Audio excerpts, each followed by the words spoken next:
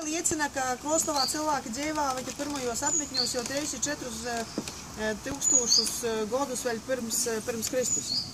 Tā kā mēs te jau cīši seņi.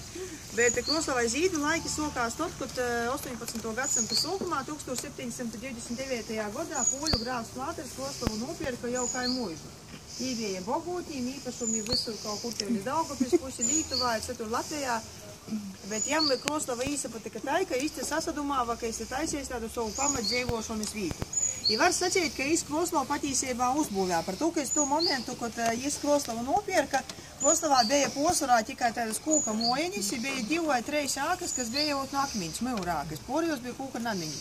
I kaut kādā ziņī Kroslava, kāda ie ir tagad, var sacīt, ka grāfs Plāters jau uzbūvēja. Sataisīja jau tu pils kompleksu, sataisīja mūsu skaisto katoļu baznīcu, sataisīja pilsētas centrālo laukumu pēc to laika, kā bija moderna Eiropas pilsētos ar tirgus laukumu, ar aptiku, ar rācnamu, ar visam tom muitas svieršanas telpam i zonam.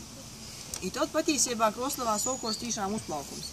Nu, lūk, pils, par kompleksu runājot pils, tī, kur bija pils, tī tagad arī pils ir, mums tagad ir īkonservāta. Īsokumā jeigon bija bez to 3. stovu, tikai itī 2 stovi ar to dekoru.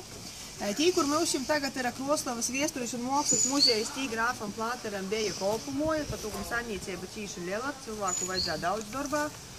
Te jums, kuram prīškā, kuram aiz muguras,